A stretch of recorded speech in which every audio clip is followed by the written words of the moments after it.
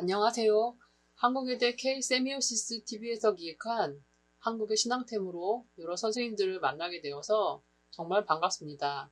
오늘 강의는 하회 별신구 탈이라는 제목으로 우리가 상식적으로 알고 있었던 연극과 놀이로서의 이 탈 속에 신앙적인 내지는 종교적인 어떤 요소가 있음을 살펴보는 그런 시간이 되겠습니다. 먼저 탈을 본격적으로 살펴보기 전에 한국에 가면 또는 탈의 어떤 분류 체계를 좀 살펴보고자 합니다. 크게 신앙용 가면과 그다음에 예능용 가면으로 나눌 수가 있는데요. 이것은 신앙용 가면은 다시 신성 가면, 그다음에 군화 가면으로 나눌 수 있고요. 그다음에 예능 가면은 무용, 그다음에 서사적인 어떤 스토리가 들어가는 연극, 그다음에 네, 춤인데 어떤 민속적인 전통에서의 이런 춤이 있는 그런 가면으로 이제 세 가지로 나눠볼 수가 있겠습니다. 신앙용 가면의 신성 가면은 일종의 가면을 하나의 신으로 생각을 하는 거죠. 그래서 가면을 조각해서 일정한 장소에다가 이렇게 놓고 설치해 놓고 거기다가 어떤 제를 지내거나 아니면 구세 일종을 하게 되는 그런 가면입니다. 그 사례를 보시면 우리는 약간 무속적인 어떤 신으로서의 광대씨, 창기씨, 소미씨, 노또리, 장군 가면들을 사례로 들 수가 있겠습니다. 군화 가면은 이제 왕실이나 어떤 귀족에서 악기를 쫓는 어떤 연회를 이제 나래라고 하는데 그 나래에서 쓰였던 가면을 말하는 것이기도 하고요. 그다음에 사례 안에서 보시면 이제 무덤에 일종의 이제 그 무덤에 그걸 묻어서 죽은 자를 보호하겠던 기가면과 장례식에서 쓰였던 방상시 가면을 이제 둘 수가 있겠습니다. 예능 가면에는 이제 처용 가면을 사례로 둘 수가 있겠는데 무용 가면으로.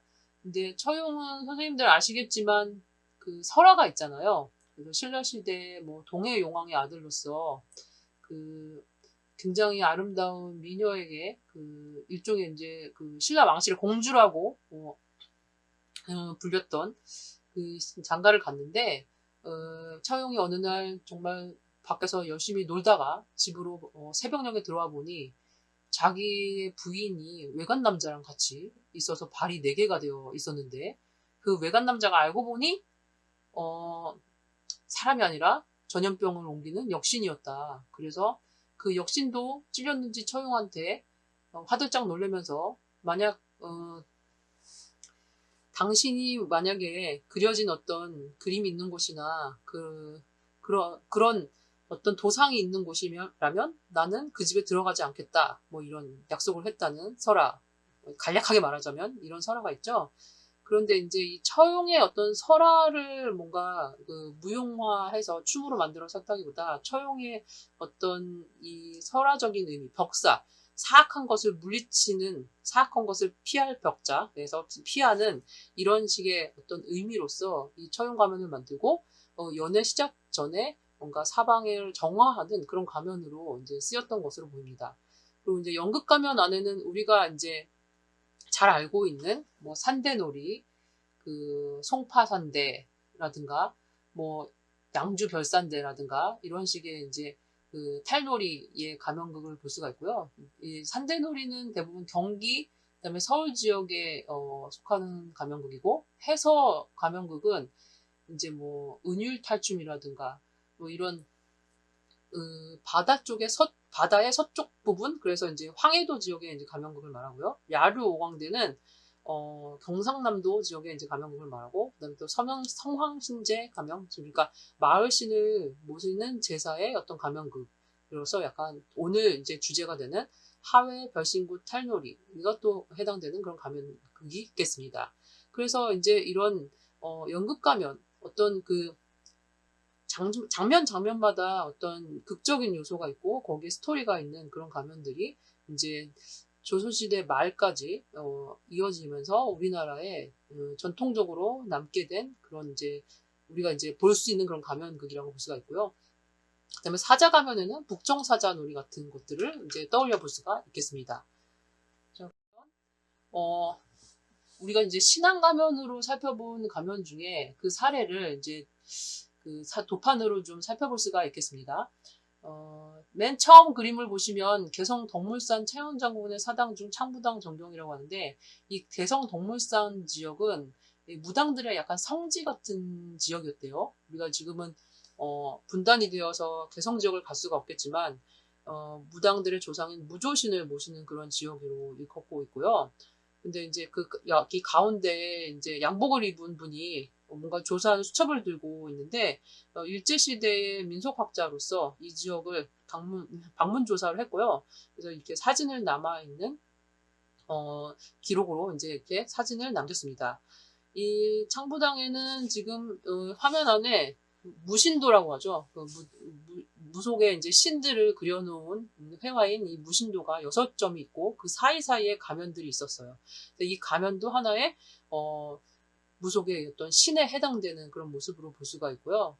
그래서 이 신들을 조금 더 확대된 모습으로 이제 가운데 사진으로 보시면, 얼굴 도상이 굉장히 무섭고, 그 다음에 뭔가 벌을 내릴 것 같고, 그다음에 종교적으로 좀 더 위험이 있는 그런, 좀 함부로 범접하지 못한 그런 모습으로 지금 이렇게 놓여 있는 것을 볼 수가 있겠습니다. 그래서 이 일제시대에 남아있던 이 사진 사이사이에 이제 이렇게 따로 그 위에 있는 이제 흑백 사진은 따로 놓아져 있는 그 탈의 모습이고요. 그다음에 이 좀 칼라 사진은 경북 영천에 있는 무당의 신망에 안치되어 있던 장군탈입니다. 그 옆에 이제 세 번째 도판을 보시면, 황해도 배연신굿이라고, 이제 그 해안 지역에는 물고기가 많이 잡히기를 원하는 그런 굿들, 정기적으로 지냈는데, 이 가운데에 약간 이 머리 정수리 부분에 이제 가면을 쓰고 이렇게 이제 춤을 추고 계신 분이 무형문화재의 한 김금화 무당이라고요. 무형문화재이신 분입니다. 이분이 이제 풍어를 바라는 그런 어떤 굿에 이제 그 신의 모습으로 변장을 하기 위해서 가면을 쓰고 이렇게 굿을 하는 모습을 볼 수가 있습니다. 그래서 우리나라의 이런 어떤 신앙용 가면은 좀 더 고대로부터 어떤 내려온 속성으로, 종교적인 속성으로 무속적인 요소가 굉장히 짙었다라는 것을 이제 생각을 해볼 수가 있겠습니다.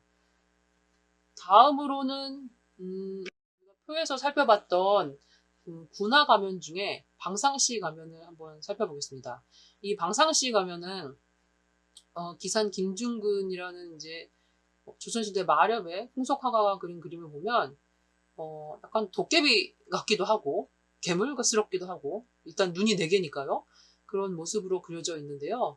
이제 중국의 남송 시대에 지어진 주례정이라는 이런 책에는 이 방상시에 대해서 묘사한 내용이 있는데, 그 묘사 내용이 일단 황금빛 네 눈이 있고요. 그 가면에 검은 옷, 붉은 치마, 곰의 가죽을 입고 창, 도끼, 방패를 들고 장례식 행렬을 인도한다. 이런 내용이 있고, 또 이 하필 많은 동물 중에 왜 하필 곰 가죽으로 만들었냐. 이 곰이라는 것은 뭔가 용맹함과 위험을 상징하고, 그 다음에 많은 색채 중에 눈이 금색을 띠고 있다는 것은 사방을 밝혀서 악귀를 찾아내기 위함이다. 뭐 이런 내용으로 되어 있습니다. 그래서 방상씨가 어떤 역할을 하시는지 짐작이 되시나요? 여기 가운데 부분에 고종의 황제의 장례식 행렬을 보시면 맨 앞에 장례식 행절에 뭔가 악한 기운을 쫓아내는 그런 어떤 모습으로서의 방상씨 얼굴이 거의 허리까지 내려오고 있잖아요. 정말 대형의 어떤 가면으로 되어 있고요. 주로 사실은 이제 조선시대의 사람들은 이 방상씨 가면을 장례식 행렬의 맨 앞에다 두고 가서 무덤에 시신을 안치하기 전에 그 시신이 안치되는 그 장소를 뭔가 그 샜던 기운들을 다 물리치는 그런 어떤 가면으로 생각하고 있었다고 합니다. 그래서 1970년대 창덕궁에서 창고에서 발견된 이 방상씨 가면을 보시면 이게 고종의 장례식 때 쓰였던 가면으로 짐작이 되고요. 그래서 이게 주요 민속 자료로 남아있는 것을 볼 수 있습니다. 그래서 뭔가 종교적인, 내지는 좀, 어떤 신앙적인 요소가, 가면에 뭔가 의미가 연결되어 있었다라는 것을 또 짐작을 해볼 수가 있겠습니다.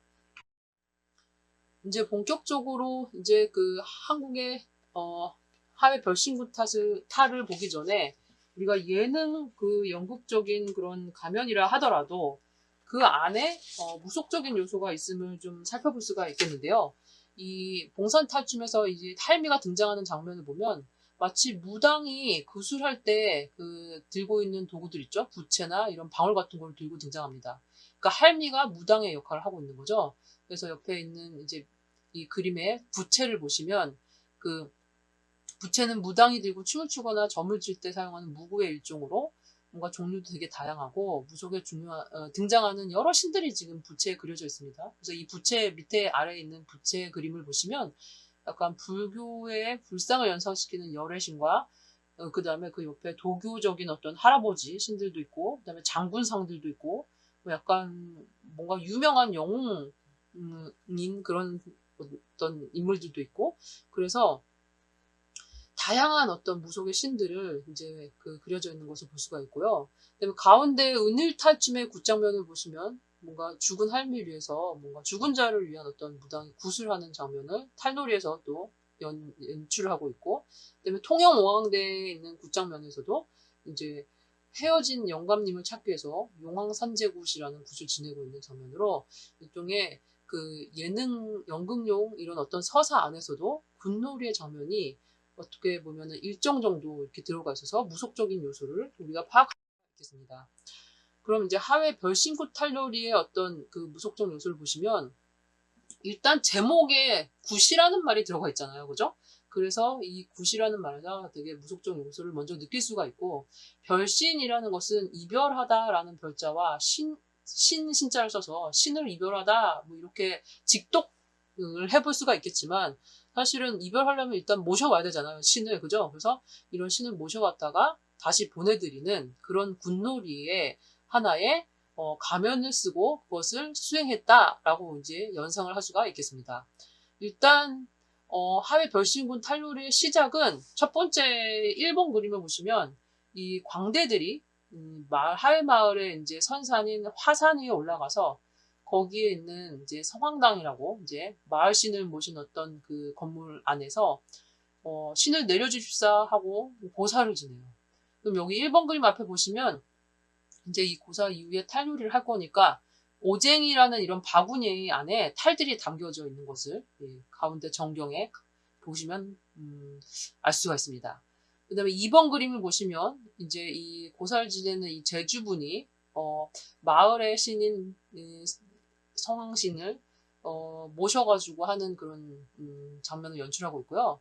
세 번째는 마을신을 모셔서 이렇게 무동을 태우고 그리고 산에서 마을로 이제 탈놀이 장소로 내려오는 장면입니다. 근데 이제 하회마을의 마을씨는 여기 제가 설명을 간략하게 썼지만 무진생 성황님이라고 하는 17살의 처녀인 의성김씨 혹은 15살의 과부가 된 성황신으로 동네 삼신의 며느리신이라고 일컫는 그런 각시신이에요. 그러니까 여기 가운데 4번 그림에 보시면 각시타를 쓰고 있는 분이 마을신입니다. 근데 이제 이 마을신의 그 정체를 보시면 17살의 처녀로 이제 요절한 그런 사람이거나 아니면 시집을 갔는데 남편이 너무 자기보다 일찍 죽어서 과부가 되어서 또 요절한 그런 사실은 한이 많은 그런 캐릭터입니다. 그래서 이제 사실 무속에서 신으로 모셔지는 그런 사람들 중에는 아까 최영장도 그렇지만 이 이성계에게 이제 져서 사실은 관직을 박탈당한 그런 한이 많은 인물이 최영 장군이잖아요. 그래서 이런 식으로 억울하거나 아니면 이제 죽임을 당했거나 약간 이제 비정상적으로 죽은 사람들이 무속의 신으로 모셔지는 경우가 많은데 그 무속에서는 그런 사람들의 어떤 한을 풀어주는 어떤 제스처로 구술하고 그를 달램으로써 뭔가 마을의 평화로움을 바라는 그런 어떤 스토리가 약간 주로 그것을 스토리를 갖고 있습니다. 그래서 이제 이 하회 별신군 탈놀이의 시작은 이 각시신이 이제 이렇게 마을신으로서 모시고 와서 이제 놀이를 통하여 시집까지 보내서 그 한을 풀어주고 그리고 이제 그게 뭔가 이렇게 원한이 이렇게 해소되는 그런 어떤 큰 원형적인 줄기를 갖고 있다는 것이죠. 자, 그러면 이제 그 하회 별신군 탈루리의 어떤 그 연극적인 요소를 좀 살펴볼 수가 있겠습니다. 총 5과장으로 나눠져 있는데요. 첫 번째 과장은 주지춤인데, 이 주지는 보통 사자춤으로 일컬어져 있는데, 주지라는 대상이. 그런데 사자는, 우리나라에 사자가 전통 사회에 있지 않았어요. 그래서 그 조선시대에도. 그래서 이제 이게 약간 불교적인 요소가 아닐까. 불교의 어떤 대표적인 도상이 사자니까. 그래서 서역을 통해서 들어온 도상이 아닐까. 이제 학자들은 그렇게 연상을 하지만 일단 이 주지는 상상의 동물이라고 합니다. 그래서 뭔가 여기에 이제 그 화면에 사진을 보시면 알겠지만 깃털도 달려 있고 그다음에 약간 그 눈 쪽에만 이제 이렇게 약간 엄한 모습의 그 도상이 눈이 그려져 있고 그다음에 약간 오리 주둥이처럼 이렇게 튀어나온 주둥이를 갖고 있어서 뭔가 현실에 없는 동물처럼 이제 묘사가 되어 있잖아요. 그래서 이 뭔가 신성한 존재로서 이 주지는 처음에 하회 별신구 탈루리를 시작하기 전에 그 어떤 탈루리 장소를 약간 정화한다? 삿된 기운들을 물리쳐서 정화하는 그런 역할을 하고 있습니다. 그래서 이제 이 주지춤에 의해서 이 탈의 장소가 정화가 되면 본격적으로 이제 서사가 있는 그런 장면으로 넘어가게 됩니다. 다음으로 제2과장은 이제 백정놀이, 제3과장은 할미놀이, 그 다음에 제4과장은 파괴승놀이를 둘 수가 있고요. 제2과정의 백정놀이는 일단 백정이 소를 도살해서 염통과 우랑을 떼어난 다음에 관중을 향해 해악적인 말로 희롱하면서 양반층을 풍자하는 내용입니다. 제2과정부터 이제 총 제5과정까지 있는데 그 5과정까지의 내용은 고려시대 이 하회 별신구 탈누리가 고려시대부터 추워졌다고 이제 알고 있지만 이게 이제 시간이 지나면서 조선시대를 거치고 조선 말까지 이제 이렇게 계속 이어져 오면서 이제 주로 천민에 해당되는 광대들이 이제 이 놀이를 했고, 그다음에 기층민의 삶의 애환을 뭔가 대변하는 그런 스토리를 담고 있다고 이렇게 알려져 있습니다. 그래서 이 본격적인 내용은 뭔가 뭐랄까요, 기존 세대, 그러니까 양반이나 어떤 기득권층에 대한 어떤 비판, 그다음에 그 어떤 거기에 억눌렸던 사람들의 억울함 이런 것들이 뭔가 해학적으로 담아있는 내용들이 이 과장 안에 있습니다. 그래서 이제 제3과정의 할미놀이는 허리에 쪽박을 차고 흰 수건을 허리에 쓴 할미가 배를 차는 신용을 하면서 한평생 공핍하게 살아온 신세타령을 배틀가에 얹어서 부르고 있고요. 이러다가 이제 춤을 추다가 쪽박을 두고 막 동행을 하는 그런 광경으로 이제 넘어가게 됩니다. 제4과정에서는 이제 중이 주인공으로 나오는데 파괴승놀이라는 이제 과장이고요. 이 중은 춤을 추던 분해가 오줌 누는 것을 엿보고 욕정을 참지 못하고요. 이 분해는 약간 기녀에 해당되는 캐릭터입니다. 그래서 중은 분해가 오줌 누는 자리에 흙을 훔쳐지고 냄새를 맡으면서 흥분합니다. 중은 분해와 어울려서 춤을 추다가 양반의 하인인 초랭에게 들켜서 분해를 얻고 달아갑니다. 약간 이제 망신살이 뻗어 있는 그런 장면을 볼 수가 있죠. 뭔가 기존에 우리가 그러니까 스탠다드한 어떤 캐릭터, 중이라는 캐릭터는 어쨌든 불교적인 승려로서 뭔가 수행을 하고 참선하고 약간 그런 캐릭터가 아니라 그런 어떤 기존의 생각을 깨버리면서 일종의 웃음을 유발하게 되는 그런 어떤 놀이의 장면을 생각할 수가 있겠습니다. 그 5번째 마지막 장에는 양반 선비 놀이인데 이 양반 선비 놀이에서의 중의 행태를 보던 양반과 선비는 기생인 분해가 나타나자 지체와 학식을 자랑하면서 분해를 놓고서 삼각관계를 벌입니다. 이들은 허위와 이선으로 자랑하면서 분해를 차지하려 듭니다. 백정이 양기를 돕는 데 좋다며 소불알을 들고 아까 우랑이라는 게 소불알인데요. 그것을 들고 등장하자 서로 사겠다고 막 야단법석이고요. 이 와중에 할미가 등장해서 이들을 비판하고 별체 역할인 이니메가 나와서 세금을 바치려고 외치면 모두 다 깜짝 놀라서 우르르 도망가는 것에서 이제 극이 맞춰집니다. 근데 이제 여기서도 양반과 선비의 약간 지체 높은 어떤 기득권층인 이들이 말을 할 때 서로 막 되게 천박하게 뭔가 이렇게 싸우게 되는 그런 방식으로서 사람들이 그 약간 전복된 그런 광경을 보게 된다는 것입니다.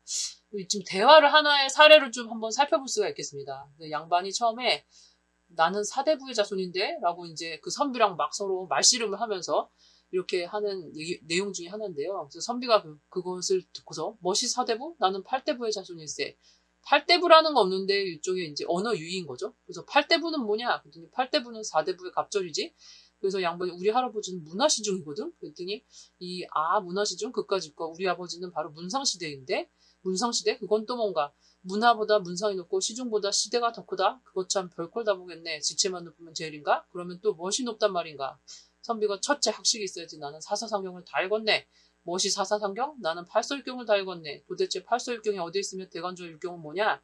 나도 아는 육경 그것도 몰라요? 이렇게 초랭이라는 이제 양반의 하인이 등장해서 이렇게 이제 설명을 하는데 이 육경이라는 게 팔만대종경, 중해바른경, 봉사안경, 약국의질경, 처녀여경, 머슴세경 이렇게 언어 유희를 이제 이렇게 하는 말이 등장하고요. 그래서 임해가 나와서 그것 다 맞다 맞아 이것들도 다 아는 육경을 소위 선비라는 자가 몰라 그러면서 막 서로 비꼬는 그런 장면이죠. 근데 이제 이 대화 내용 중에 또 문화시중이라는 이 양반이 우리 할아버지 문화시중이거든 이렇게 말할 때 문화시중의 내용 그 말을 보아서 이 문화시중은 고려시대의 관직이거든요. 그래서 이제 이 놀이 안에서 이제 시대상을 알 수 있는 그런 내용을 추측을 해볼 수가 있겠습니다. 그러면 스토리는 이제 이런 식의 어떤 스토리를 갖고 있고 대략적으로 그것을 이제 파악을 해봤습니다. 그리고 이제 탈의로 한번 넘어가서 이 탈은 오리나무로 만들어졌고요. 원래는 이제 우리가 연극용 탈로 뭐 산대루이 탈 같은 경우에 바가지로 막 이렇게 바가지의 형이 이렇게 딱 정해져 있는 그런 탈들도 있는데 이것은 통나무를 이제 다 깎아가지고 이 얼굴의 형태에 맞춰서 이렇게 섬세하게 조각을 한 그런 탈입니다. 그래서 약간 조형적으로도 약간 훌륭하고요.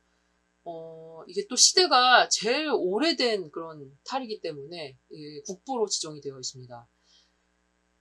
그리고 대부분 탈은 무속적인 어떤 굿에서 이렇게 쓰였던 이런 도구들은 대부분 신이 깃들었다가 그것이 어떤 연회에 의해서 행해지고 그것을 뭔가 다시 쓰는 것은 부정을 탄다라는 생각이 있었기 때문에 대부분 이제 이런 굿놀이에 썼던 탈들은 대부분 다 태워서 없앴습니다. 그리고 그런 어떤 의미의 일환으로 탈놀이의 탈들도 대부분 이렇게 태워서 없앴는데 지금 이 별신구 탈놀이에 쓰였던 이 탈들은 마을의 이런 어떤 동사에 따로 탈을 이제 보관해 놓은 이런 곳에서 오랫동안 이제 계속적으로 신경을 써서 보관을 했고요. 그래서 이제 이것이 이렇게 오랜 시대에 거쳐서 그것을 우리가 남길 수가 있었습니다. 그래서 이렇게 좀 약간 그 이전 사실 고려시대의 어떤 면모들을 또 살펴볼 수가 있습니다. 지금 각시는 사실은 이제 마을신이니까 보시면 아시겠지만, 좀 약간 투박한, 이런 모습, 안악의 모습으로 이제, 묘사가 되어 있고요. 눈도 약간 짝짝인 모습으로 되어 있고, 약간 눈을 내리딱 것 같은, 내려 깔고 약간 수줍은 것 같은, 뭐 이런, 뭔가 눈을 막 부릅뜨고 할미처럼 이렇게 되어 있지 않죠. 그리고 입을 다물고 있고, 조금은 조신한 모습으로 있고요. 머리는 이 머리 모양이 이 고려시대의 전형적인 몽수라는 머리 모양이래요. 그래서 이 검은 누에 천으로 이렇게 이거를 올려가지고 이렇게 꽈배기처럼 양옆으로 이렇게 고리를 만들어서 늘어뜨린 모습이 고려 도경에 묘사된 이런 모습과 일치해서 이거 형태로 봐도 이게 이제 고려시대의 가면이다라는 것을 또 짐작을 해볼 수가 있습니다.